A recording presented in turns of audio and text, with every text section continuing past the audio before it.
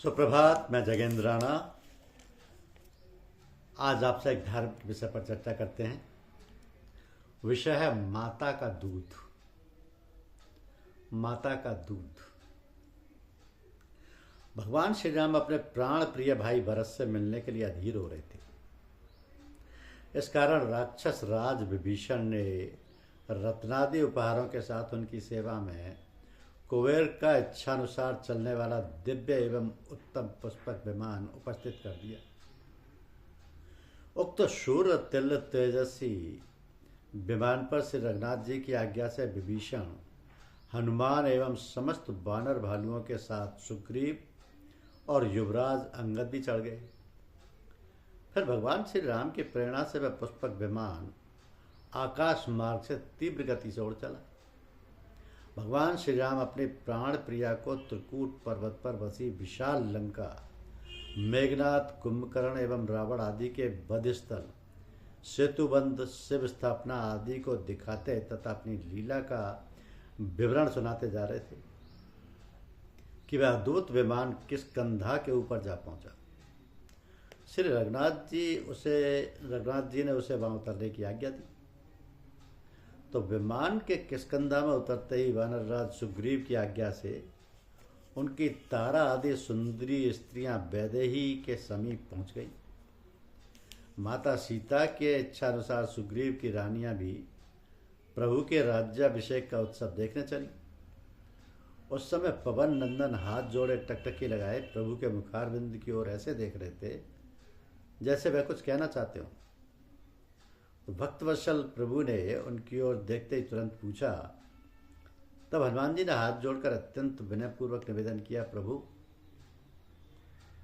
माता जी के दर्शन हुए अधिक दिन बीत गए। यदि आज्ञा हो तो मैं उनके चरणों का स्पर्श कराऊं। श्री रघुनाथ जी ने हर्षोल्लास पूर्वक हंसते हुए कहा, और हम लोग माता जी के दर्शन से वंचित ही रह जाएंगे क्या? तो प्रभु की आज्ञा से विमान अयोध्या पथ से हटकर कांचनगिरी के लिए उड़ चला। विमान के उतरते ही हनुमान जी के साथ स्वयं जगत जननी जानकी और परम प्रभु श्री राम सबके साथ उतर पड़े। हनुमान जी के साथ निखिल भुवनपति श्री राम एवं जगद्धात्री सीता के सहित सौमित्र तथा वानर भालुओं का विशाल समुदाय और उनकी वानर पत्नियों के साथ विभीषण की पत्नियां हनुमान जी की जननी अंजना के दर्शनार्थ चली। तो माता का दर्शन होते ही हनुमान जी दौड़कर अबोध शिशु की भांति उनके चरणों में गिर पड़े। उनका कंठ अवरुद्ध सा हो गया था, नेत्रों से बह चले आंसू। उन्होंने बड़ी कठिनाई से कहा, माँ माता अंजना को उनका लाल, उनका प्राण खंड कितने दिनों बाद मिला था। वे सजल नेत्रों से हनुमान जी के सिर पर अपना हाथ फेरने लगी। पुत्र को आशीर्वाद तो उनका रोम रोम दे रहा था। उसी समय वहां श्री सीता लक्ष्मण सहित प्रभु भी पहुंच गए। माँ, ये मेरे प्राणनाथ प्रभु और ये माता जानकी तथा ये सौमित्र हैं।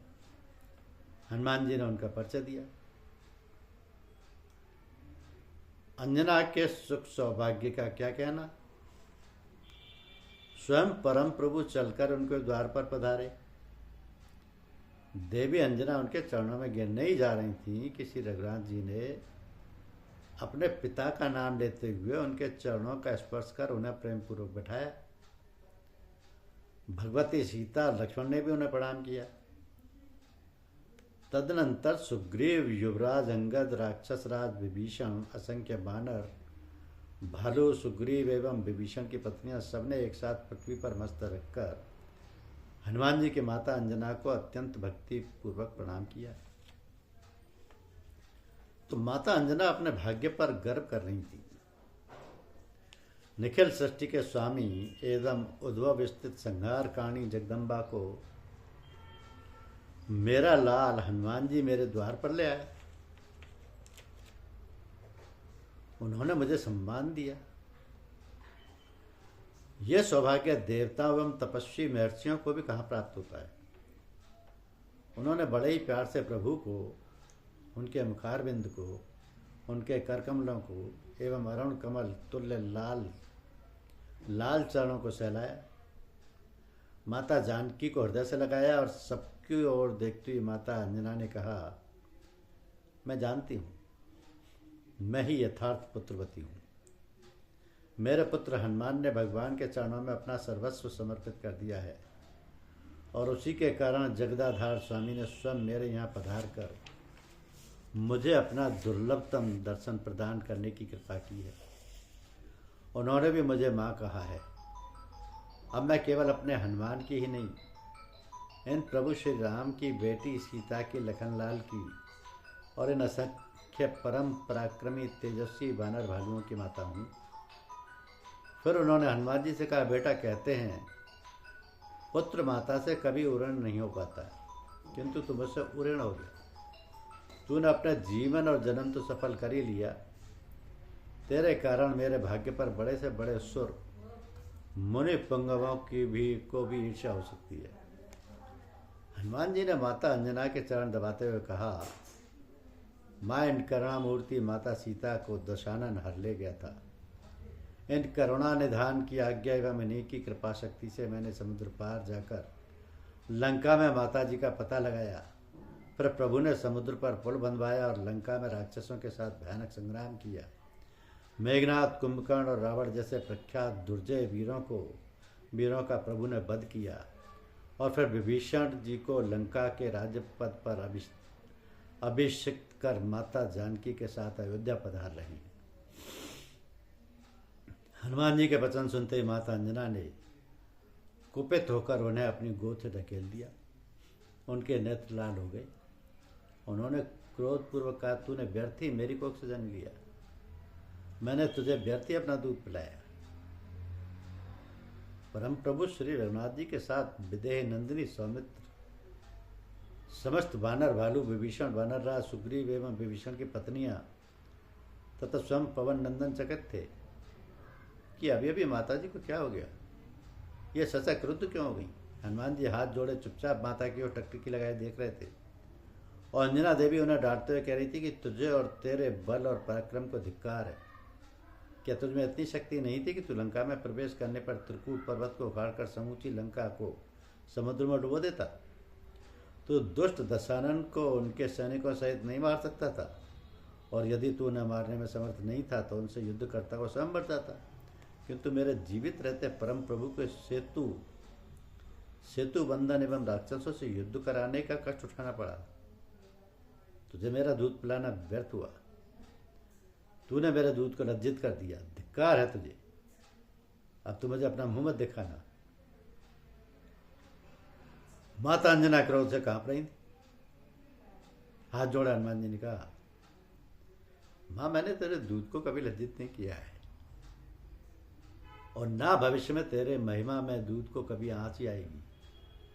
यदि मैं स्वतंत्र होता तो लंका क्या इच्छा होने पर संपूर्ण ब्रह्मांड को क्षणार्ध में पीस कर रख देता, राक्षसों को तो मच्छरों की तरह मसल कर मार डालता और उसी समय माता जानकी को प्रभु के श्री चरणों में पहुंचा देता।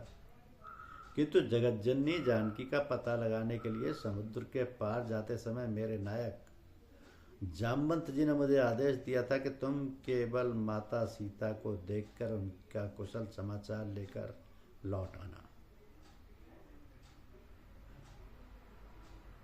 हनुमान जी ने महामतिमान जामवंत जी की ओर देखकर कहा, मां तुम इनसे पूछ लो। मैं यदि इनकी आज्ञा का उल्लंघन कर देता तो स्वामी की परम पवित्र लीला एवं उनकी कीर्ति में व्यवधान पड़ता। मैं तो अपने प्रभु की सेवा के लिए केवल उनकी आज्ञा का पालन करना ही अपना प्रमुख कर्तव्य जानता हूँ। जामवान ने हाथ जोड़कर विनयपूर्वक कहा, माता जी हनुमान जी सत्य कह रहे हैं। आपके दुग्ध के प्रताप से इनके लिए कुछ भी असंभव नहीं है, किंतु यह मनमानी करते तो प्रभु के यश का विस्तार कैसे हो पाता। श्री रघुनाथ जी ने भी जामवान के वचन का अनुमोदन किया। तब माता अंजना का क्रोध निवारण हुआ। उन्होंने शांत होकर कहा, अरे बेटा ये सब मैं नहीं जानती थी।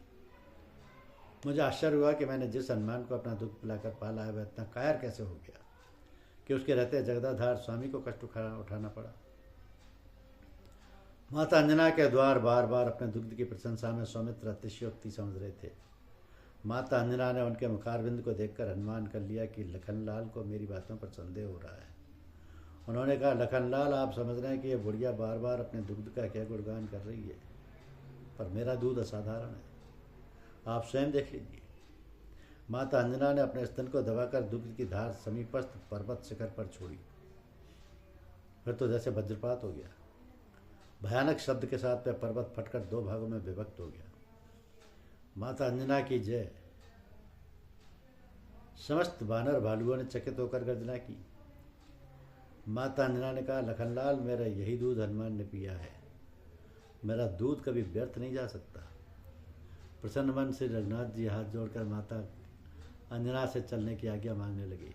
तो उन्होंने कहा, प्रभु, आपने दर्शन देकर मुझे तो सर्वस्व दे दिया है, फिर भी मेरी एक प्रार्थना कि आप मेरे हनुमान को अपना बनाकर इसे सदा अपने चरणों की छत्रछाया में ही रखिएगा। हनुमान जी ने माता के चरणों पर सिर रखा तो उन्हें आशीर्वाद देते हुए उन्होंने कहा, बेटा, तो सदा निष्कपट भाव से अत्यंत श्रद्धा भक्ति पूर्वक परम प्रभु श्री राम एवं जगत जननी जानकी की सेवा करते रहना। माता अंजना की जय। प्रभु के साथ सब लोग पुष्पक विमान पर आरूढ़ हुए और विमान तीव्रतम गति से अयोध्या के लिए उड़ चला। शुक्रिया, धन्यवाद।